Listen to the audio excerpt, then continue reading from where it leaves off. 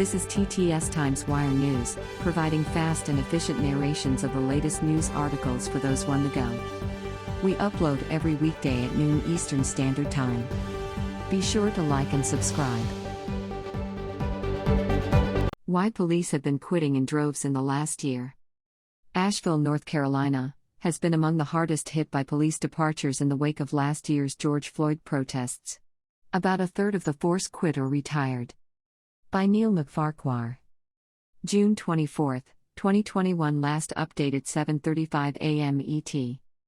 Asheville, North Carolina, as protests surged across the country last year over the death of George Floyd at the hands of the Minneapolis police, Officer Lindsay C. Rose in Asheville, North Carolina, found her world capsized.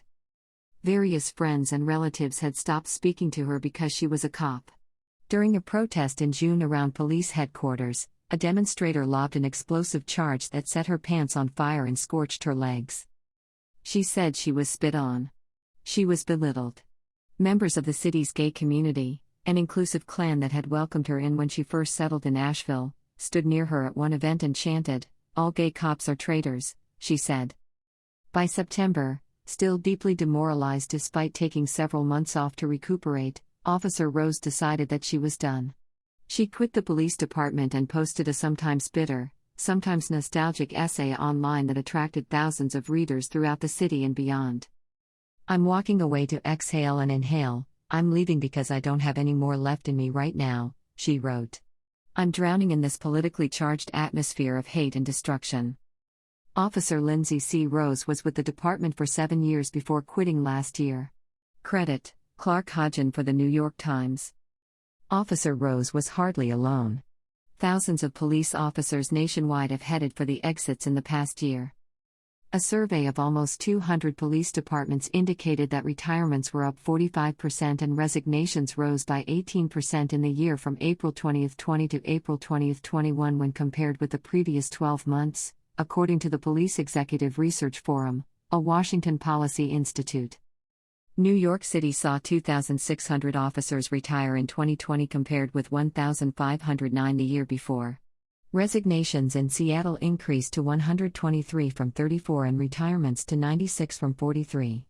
Minneapolis, which had 912 uniformed officers in May 2019, is now down to 699. At the same time, many cities are contending with a rise in shootings and homicides. Asheville was among the hardest hit proportionally, losing upward of 80 officers, more than one-third of its 238-strong force. The reason has partly to do with Asheville itself, a big blue dot amid a sea of red voters in western North Carolina. Residents often refer to the city, a tourist mecca of 90,000 people tucked into the picturesque Blue Ridge Mountains, as the South's version of Austin, Texas, or Portland, Oregon. Protests are commonplace, although none in recent memory had roiled the city quite like those prompted by the death of Mr. Floyd. Asheville has removed its 3 Confederate monuments, including the obelisk that dominated the central square for more than 100 years. In June, the city council agreed to earmark an initial $2.1 million to pay reparations to the black community of more than 10,000 residents. The police already had come under criticism in recent years, churning through half a dozen chiefs in the past decade amid widespread complaints about overly harsh policing. Often cited is a case in 2019, when an officer pleaded guilty to assaulting a black man after an argument over jaywalking, at night with few cars on the road. The past year's racial justice protests brought these long-simmering tensions swiftly back to the surface. "There was a cloud over the building," said Chief David Zack, 58. Adding that younger officers were particularly traumatized by the events. "We knew we were going to be in trouble. I don't think we ever anticipated getting to this level." The fact that the protests were directed at them pushed many officers to quit, he said. "They said that we have become the bad guys, and we did not get into this to become the bad guys." A sense that the city itself did not back its police was a key reason for the departures, according to officers themselves as well as police and city officials. Officers felt that they should have been praised rather than pilloried after struggling to contain chaotic protests. Low pay deep in the frustration. With a starting salary around $37,000, few officers can afford houses in Asheville, where housing prices have sharply increased in recent years. Finally, officers said they were asked to handle too much. they were constantly thrown at tangled societal problems like mental health breakdowns or drug overdoses, they said, for which they were ill-equipped, then blamed when things went wrong. Officers who left said they endured a barrage of good riddance taunts on social media. Some said they were accused of leaving because the higher level of public scrutiny meant they could no longer beat up people of color with impunity. One sergeant who quit after a decade on the force, who did not want his name published because of the aggressive verbal attacks online, said last summer had chipped away at his professional pride and personal health.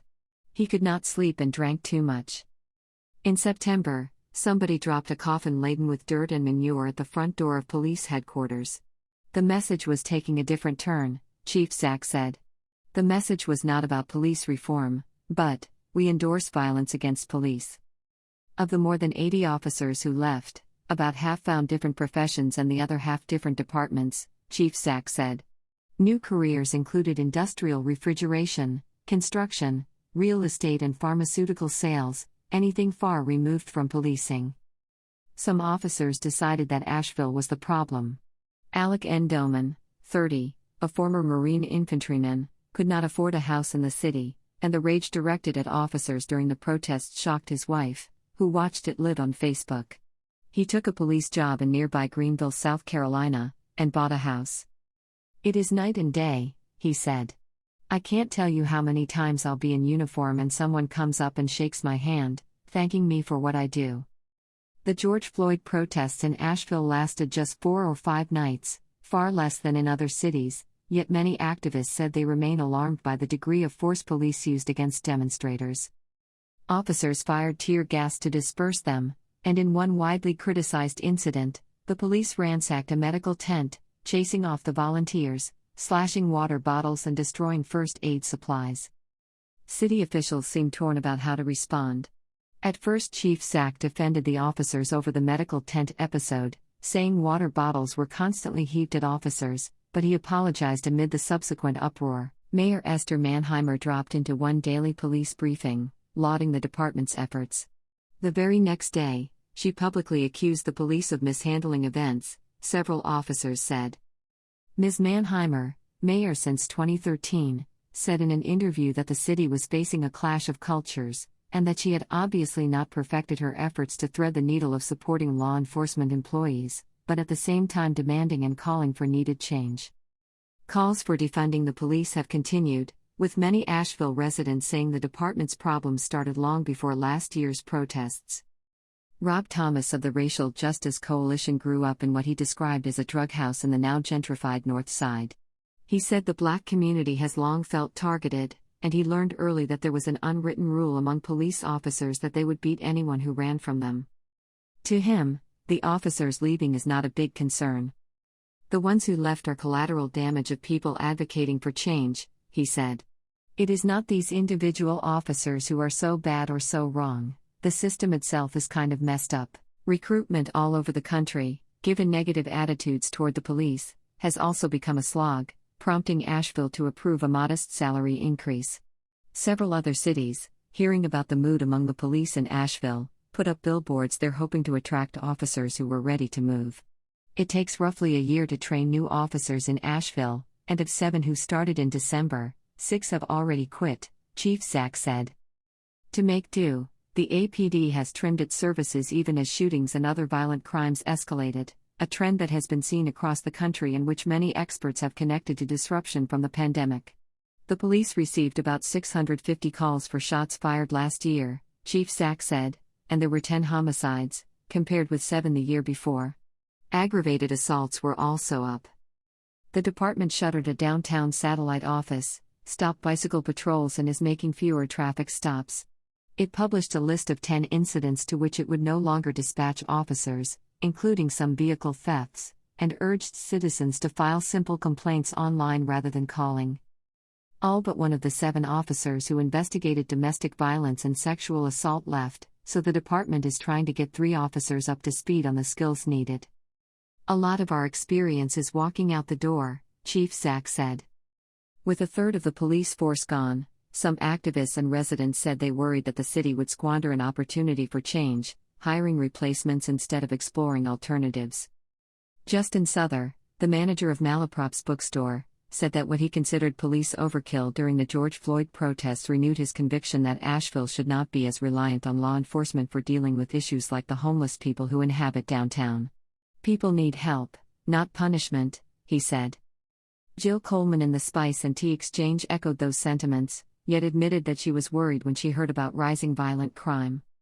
"People might be feeling a little shaky with not seeing police around, but it is also exciting to think that change is coming," she said. Officer Rose, leaving the police after 7 years, first worked for a moving company started by a fellow officer who had also quit. She felt angry, tired, disgruntled and like a failure all at once, she said. She slept badly and had no appetite. "My story is not unique," she said. Sometime in January, she decided she wanted to retrieve her badge, to give it to her grandfather, who had pinned it on her when she had completed her training. She had to apply to Chief Sack to get it, she said. Leaving the police had been the hardest decision of her life, she said, and the chief dangled a job as a community liaison officer designed to make the department more transparent to the public. Plus, in an effort to humanize the badge, he had relaxed some of the rules. She could now wear short sleeves, for example, displaying the bursts of floral and other tattoos on her arms. Her wife, an Asheville native, endorsed her return as well. She said yes. Officer Rose said she still nourishes the idea first planted when she joined the police that she can make a difference in people's lives, but she is more wary. "It was a rude awakening," she said. "It's like you are in a loving relationship, and then all of a sudden you are dumped and you don't know why." Copyright 2021 The New York Times Company. Thanks for joining us at TTS Times Wire News. Be sure to like and subscribe to get fast and efficient narrations of the latest news articles for those on the go. We upload every weekday at noon Eastern Standard Time. See you next time on The Wire, and be sure to like and subscribe.